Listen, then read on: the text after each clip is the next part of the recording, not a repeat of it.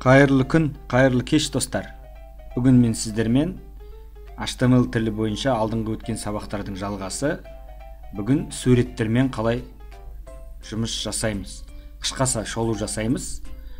Сол туралы сіздерге өз ойыммен бөліспекшімін. Ал егер дайын болсаңыздар, кеттік. Алдыңғы не бойынша кіремін. Мына жерде мен екі сурет дайындап қойдым. Билл Гейтстің суреті және бізде мынандай Билл Гейтстің суреті және осы фон. Осыны HTML тіліне қалай дұрыс қоямыз және онымен қалай жұмыс істеуге болады, қандай мүмкіндіктері бар, сол туралы қарастыратын боламыз.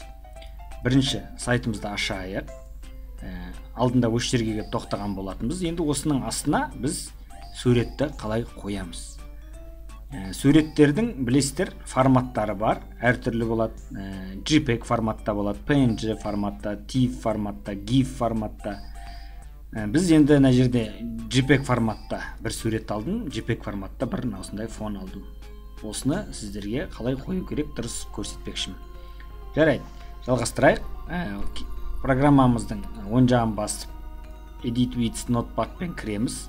Осы жерден астына, соңына мен қазір сіздерге осы таблицадан кейін суретті қою керек. Соны қалай қоямыз? Билл Гейтстің суретін шығаруым керек. Ол үшін мына жерге Enter'ді басам. Мынандай бір тег бар. Білмейтін достарымыз болса, соларға айтып кетейін. BR деген тег ол келесі қатарға, келесі жолға түсіреді.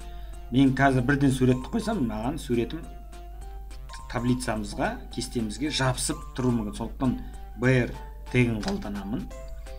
Маған келесі бір абзац болса да келесі қатарға түсіреді. Осы жерге жазамыз, ашып жабамыз. Осы жерге жаңа суреттің тегін жазамыз. Суреттің тегі бізде қазір img srk деп жазасыздар. Путин равно тырнақшаның ішіне. Енді осы жерге суретті біз осы HTML-ге суретті қой, оның srk деген путь дейді. Путин жолын көрсетті. Тырнақшаның ішіне міндетті түрде файлдың атын жазамыз және оның форматын жазамыз. Файлдың аты менде Билл Гейтс деп тұр. Береме осы жерде копировать етіп алайын. Ал свойстводан кіріп несін көріп алайын? JPEG дейді форматы. Значит, мен осы жерге Билл Гейтс вставить етем, нүкте JPEG деп жазам. Сақтаймын және тексеремін. Көрдіңіздер, менде Билл Гейтстің суреті пайда болды. Енді осыны Билл Гейтстің суреті пайда болды. Осыны по ширине, по высоте дейді ғой. Көлемі, ұзындығы бойынша және биіктігі бойынша қалай қысқартамын? Мысалға, мына сурет маған үлкен болып тұр. Бірінші жазамыз атрибут width, ширинасы қанша болады? Ширинасы мысалға 500 пиксель болсын дейді. HTML-да ешнәрсе жазбасаңыз, нарада автомат түрде пиксельмен өзі қысқартады. Обновление жасайым. Көрдіңіздер, менде 500 пиксельге сіздің экраныңыздағы мониторыңыздың әр мониторда әртүрлі көрсетеді. Өзіңіздің мониторда стандарт бойынша 500 пиксель бойынша менде суретімді поширение дейді. Ұзындығы бойынша маған 500 пиксель. Енді width height деп жазатын болсам, ағылшын тілінен по высоте. Оны 500 деп көрейік. Оны да сақтайық, тексерейік. Бізде жөті созылып кетті. Онда 500 көп. 300 беріп көрейін. Енді суреттің өзінің несі дұрыс. Енді вроде дұрыс болған сияқты. Енді осы суретті алдарыңызда естеріңіз болса, орталыққа қойғым келсе, мен екі жағынан тег жазамын. Орталыққа қою, ол бізде центр деп аталады. Копировать етіп аламын. И соңында білесіздер, жапқан кезде слэш қоямыз. Обратно слэш. Обновление. Міне. суретіміз ортаға пайда болды. Осы суретпен тағы не істеуге болады? Енді мынандай alt деген бізде не бар? Атрибут бар. Оны alt деген не үшін керек? Мысалға, қазір түсіндірем. Ақылды адам деп жазып қояйын. Бұл атрибут комментария дейді. Не мағына білдіреді? Мысалға, бір кейде бір суретіңіз дұрыс қойылмай қалған жағдайда, мына жерде обновить етсем, еш нәрсе өзгермейді. Осы жерде, мына жерге, мысалға, JPG деп жіберсем, қате жіберсем, менде сурет қате болады, шықпайды. Бірақ сол суреттің орнында маған бұрын не болған комментарияда, не қалған ақылды адам деп жазылып тұрады. Ондай жағдайлар веб программистерінің арасында бір кейбір жағдайларда кездесіп жатады. Қате болып жатады, немесе суретті серверде оқымай жатады, доменде, серверде, то есть. Сондай жағдайларда осындай комментариялардың пайдасы болады. Енді көп жағдайларда қолданады, кейбір программистер қолданбайды. Енді жалпы сіздерге көрсетіп кетіп жатырмын. Әрине мен дұрыстап қояйын араға JPEG, бізге сурет маңызды. Ағылшын тіліне ауыстырайық. JPEG деп жазайық. Обновление жасайық, сурет бізге маңызды. Енді осы суреттің естеріңізде болса, тағы бізде бір тег бар, ол border деп аталады. Border равно border бізде border қояйық.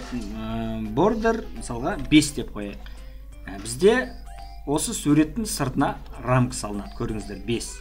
Егер 15 дейтін болсам, онда бізде рамкамыз 15-ке айналады. Көріп отырсыздар, қалыңдата береміз. Міне осылай рамканы қойып, рамканың түсін өзгертіп деген сияқты осындай тегтерді пайдаланып көп нәрсе жасалады. Енді сурет бойынша сіздерге маңызды осы нелерді көрсеттім. Енді бір сурет туралы тағы көрсетіп кетейін. Жалпы мен суретті қалай қоюды сіздерге көрсеттім. Керекті маңызды тегтерді қалай дұрыс қолдану керек көрсеттім. Енді фонға қалай қоямыз?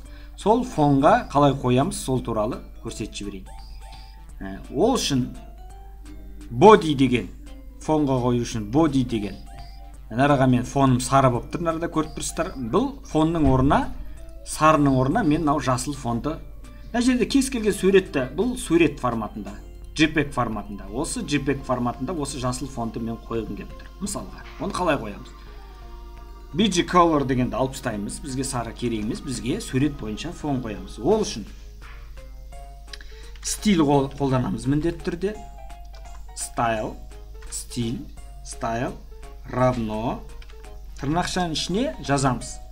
Бізде ол атрибуттың аты background деп аталады. Background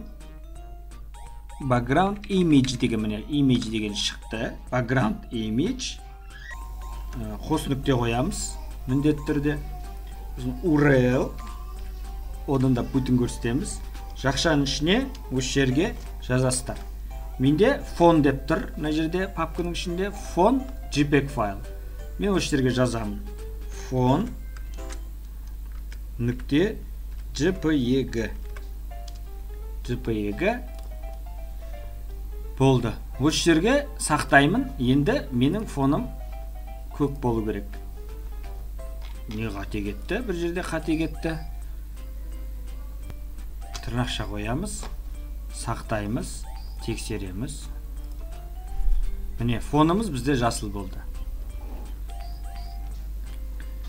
Міне көрдіңіздер, фонды қойдық, суреттермен жұмыс істедік. Міне осылай өздеріңіздің веб парақшаларыңызбен біраз тәжірибе жасап, өздеріңіздің фантазияңызға байланысты дизайныңызды, бетіңіздің әдемілігін жасап көрсеңіздер болады. Егер осы сабақ сіздерге ұнаса, міндетті түрде лайк басып кетіңіздер. Сұрақтарыңыз болса, ойларыңыз болса, комментарийға жазып кетіңіздер. Ең бастысы, каналға жазылып, бізбен бірге болыңыздар. Келесі сабақта кездескенше ағайын, сау саламатта болайық.